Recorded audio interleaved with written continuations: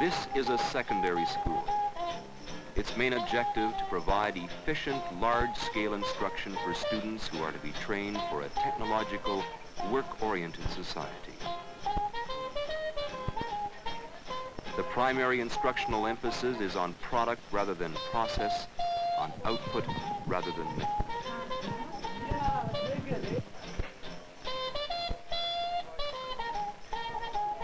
These students are of the television generation.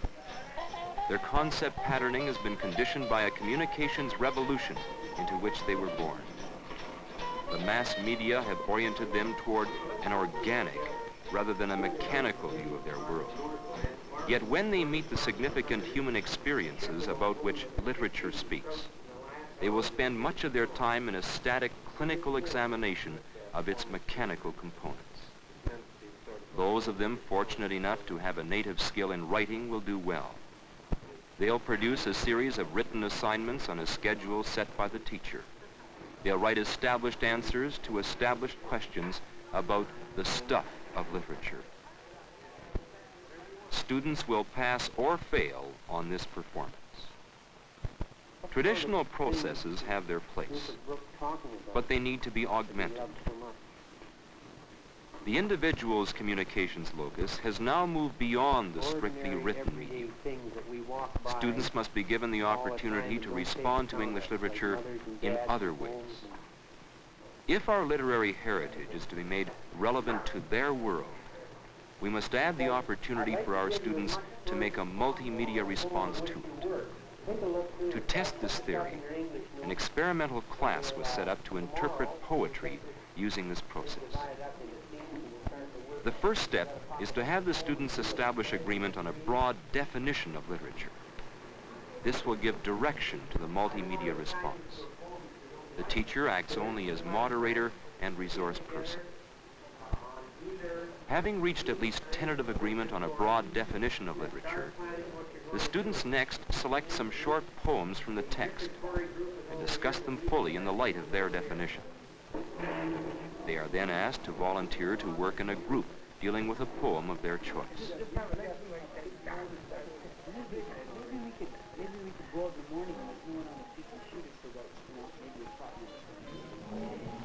The group's purpose will be to add an appropriate audio background to the reading of the poem.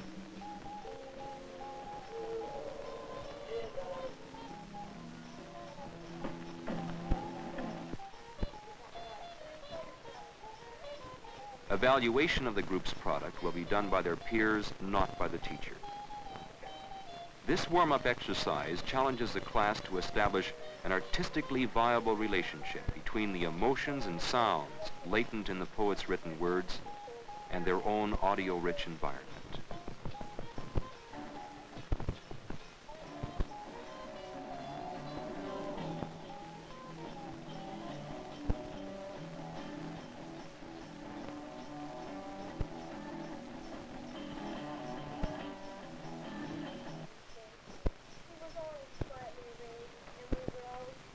After the exercise of adding audio, the class examines the addition of another medium, the visual, to the interpretation of poetry.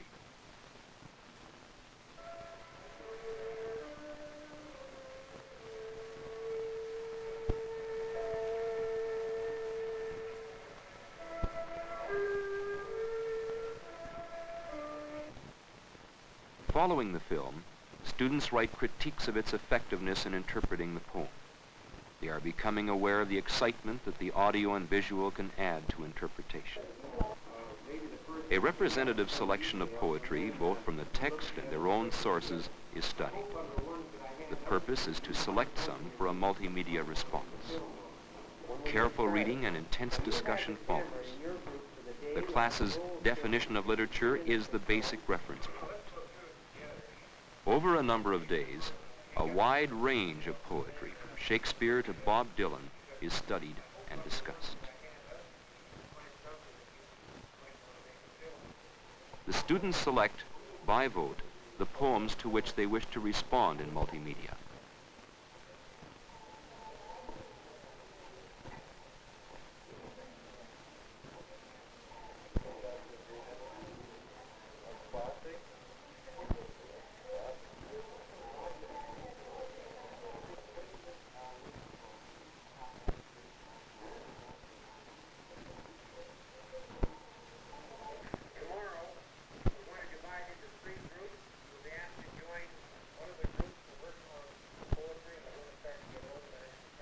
Each group receives a blank shooting script to begin their visual and audio planning. First, they must come to agreement on what interpretation they will place on the poem.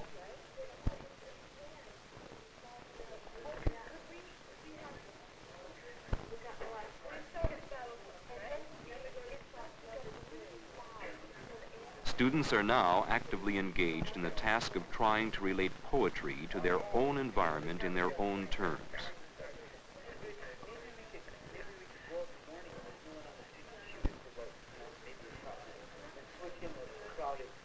Tasks are defined and volunteered for.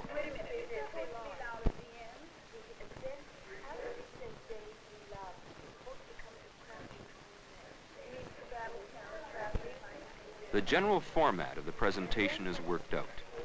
The difficult task of choosing a title, which must properly reflect the interpretation of the poem, is resolved. The graphics subcommittees begin to plan their layouts, which later will be photographed for inclusion.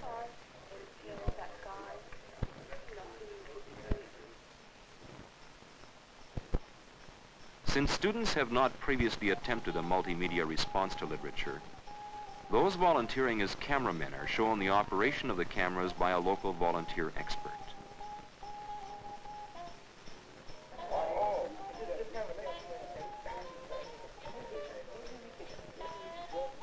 Once the shooting scripts have been completed, cameras are made ready.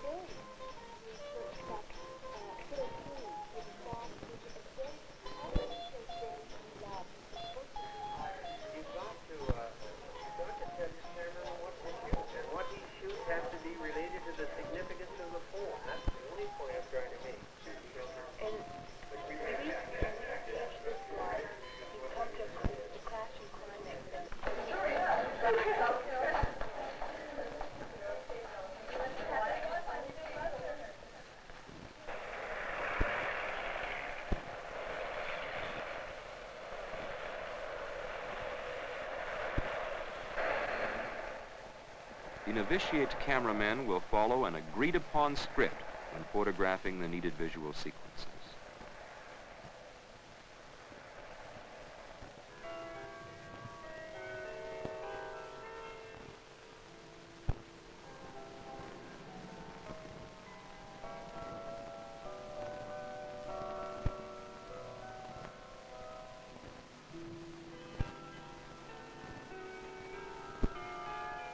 Here, at 10 degrees below zero, the filming crew mixes ketchup and water to simulate blood for the battle scene which will open their film.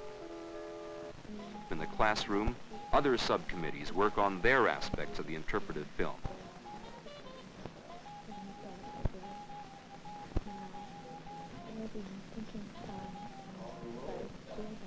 Graphics are completed, lighted, and recorded on film.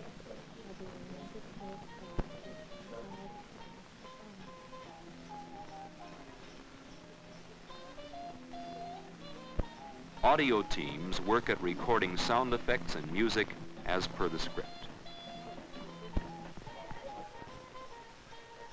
First footages come in and are eagerly examined by the groups around the portable film editors set up in the classroom.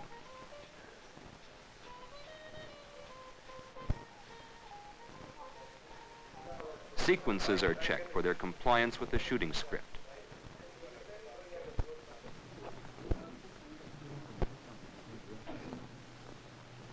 Records are made of footages unsuitable or missing, and camera crews return to the field to complete the needed scenes.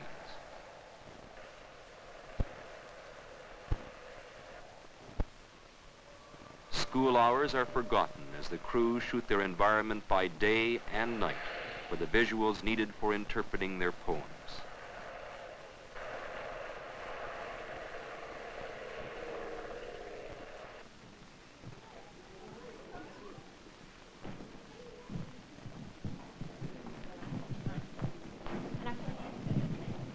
Student cameras capture some excitement and color for their Joni Mitchell poem.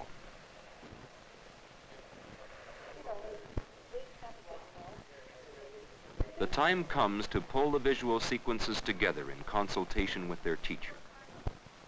Putting this on feet, getting someone to read it and playing some good music behind it, or are you going to use sound effects? I think we should use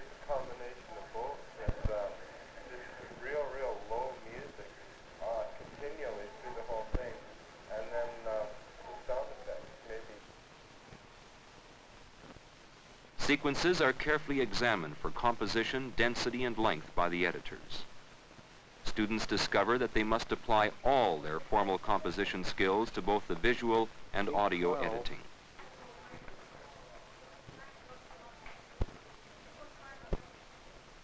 Finally, a working print is produced, synchronized to the tape recorder soundtrack and screened by the committee. In class, the whole group looks again at the work of professional filmmakers dealing with poetic selections.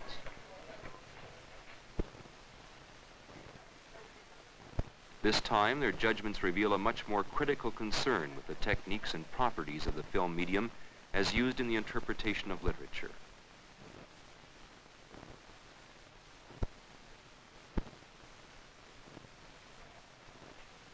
With their own films complete, the committees are ready to show them to the audience for which they were designed, the whole class. The committee chairman introduces his film to classmates. What we've tried to do with this poem is to convert our interpretation of it into a visual thing. That is, put our ideas into the viewfinder. With a great deal of work, we've succeeded in doing this. It may not be as professional looking as I'd hoped it would be, but I think we've got across our point. Now, before we see it, I would like to give you a brief summary of what all went into its making. First, we had to plan out our shooting script. This involved deciding on what to shoot and where to shoot it. I think this was the most important part of the movie, since our interpretation of the poem came from this script. Next, we had to time the shots so they would be too long or short. In spite of the weather, we had a lot of fun doing the actual shooting, but the hard part came with the editing. All the footage had to be organized and put together in the right order. While editing was being done, the other members of the class were perfecting the audio part of the movie. The last step in the production was the synchronizing of the audio and the video together. This was the hardest part in the movie, to get everything together into one piece. Now we will take a look at it.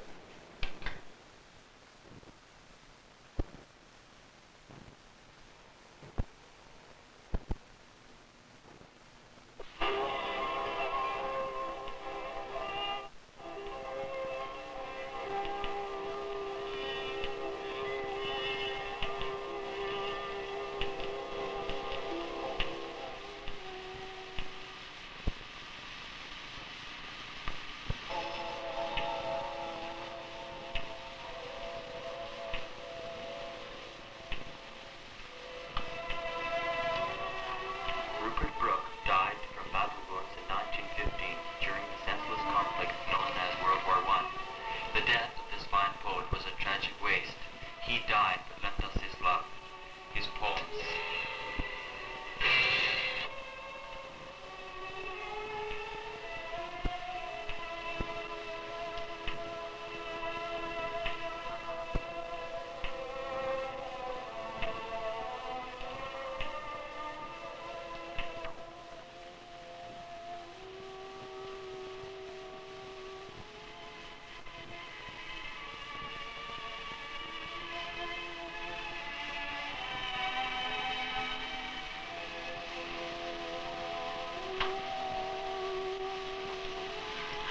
So great a lover, filled my days so proudly with the splendor of love's praise. The pain, the calm, and the astonishment, desire illimitable and still content, and all dear names men use to cheat despair, for the perplexing viewless streams that bear our hearts at random down the dark of life. Now, ere the unthinking silence on that strife steal down, I would cheat drowsy death so far. My night shall be remembered for a star that outshone all the suns of all men's days. Shall I not crown them with immortal praise whom I have loved, whom have given me, dared with me high secrets, and in darkness knelt to see the ineritable Godhead of delight? Love is a flame. We have beaconed the world's night, a city, and we have built it, these and I. Emperor, we have taught the world how to die. So, for their sakes I've loved, ere I go hence, and the high cause of love's magnificence. And to keep loyalties young, I'll write those names, golden forever, eagles, crying flames, and set them as a banner, that man may know, to dare the generations burn and blow out the winds of time, shining and streaming.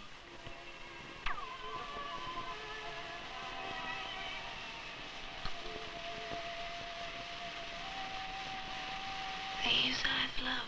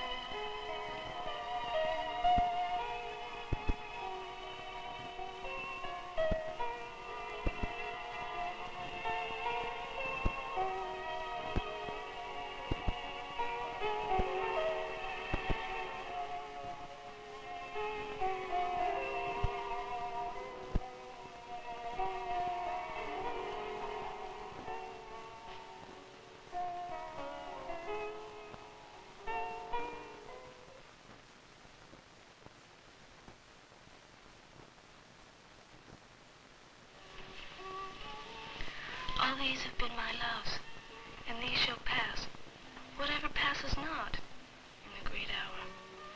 Nor all my passion, all my prayers, have power to hold them with me through the gates of death.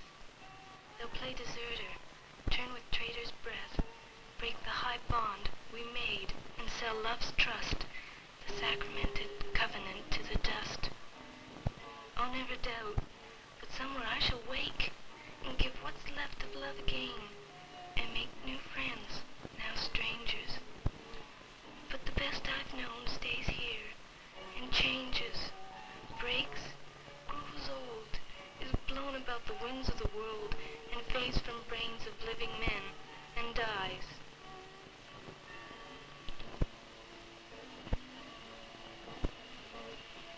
Nothing remains. Oh dear, my loves. Oh, faithless, once again, this one last gift I give, that after men shall know, and later lovers, far removed, praise you. All these were lovely. Say, he loved.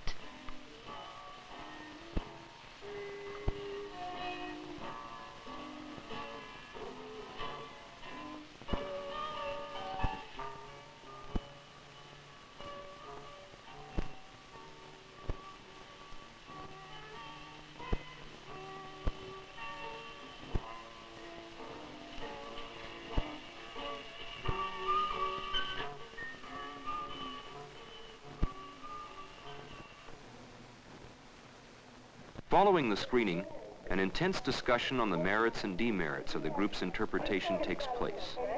The teacher again only acts as moderator. Many composition topics for later use flow from this debate. Now that you've seen this group's filmed response to the poetry, I would like to discuss some aspects of your experience in this project.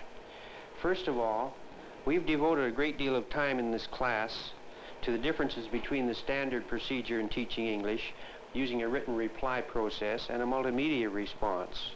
Do you have any comment on the difference between the two processes? Does it require you to read literature in a different way? By filming it and audio and everything else, and taking it apart in different ways and writing an essay on it. Do you think the process would work with other grades in school, so that, for example, by the time you reach grade 12, you would have had 2 or 3 chances to try a multimedia response to literature? I think so, because I think the kids would take more of an interest. And it's not strictly a classroom setting. Is this process best suited to poetry, or could it be used for the novel and other types of literature? I think the filming course should involve pretty well everything. If it's taking over, say, a 4-year program, say poetry 1 year and short stories, and it could move into essays and pretty well anything throughout the English program. Do you think the technical aspects of this kind of response to literature is too difficult for students like yourself? I thought the audio was very good. The music blended in well with the words itself. Some of the pans were too fast, others too slow, made it slightly uninteresting or hard to follow. Yeah. Other than that, it was good. Some of you have been critical of the opening scene of the film. Would you be more specific? I didn't think it fit in with the rest of the film. It prepared you for a comedy. Like, everybody laughed when they saw John bleeding and dying, and it wasn't realistic to them. You have a good point. Would you enlarge on it? The reason it looked comical was partly because of a technical error, but mainly it was that no one really understood it because the audio was completely unbalanced. I couldn't hear myself, and I knew pretty well, like I had the thing almost memorized of what I said, and I couldn't even remember it. It was so blurred out by the music. I understood the last part, but if probably the people would have heard the first part, it probably would have meant a lot more, instead of just a funny scene. As students return to their regular school tasks, they take with them an excitement at finding that English literature can have a relevance to their own daily lives when interpreted in their own terms and in their own media. Their own and their peers' evaluation of the project also reveals a new critical awareness of the processes and products of the mass media which have such a pervasive influence on their lives. There are signs that society's task orientation is changing as the problems of increased leisure become more obvious. Our school's goal will be to increasingly lead in developing in our young citizens the creativity and individuality needed for survival in what Reisman has called the lonely crowd. Of all the basic academic subjects, English literature offers one of the most exciting opportunities for finding creative and imaginative relationships between the great individualistic ideas of the past and the problems of individual survival in the mass culture of the present. A maximum use of the MMR process in our English classes does not envision a decrease in emphasis in the traditional disciplined approach to our literary heritage. Rather, it offers a supplement to that program which can provide a rich variety of creative outlets. English literature can be made relevant to the student's world. With the discipline of great literature to guide them, students can begin to see that world anew through the viewfinder and come to grips with what Eli Mandel has called the wholeness and completeness of vision that literature offers. It may not be as professional looking as I'd hoped it would be, but I think we've got across a point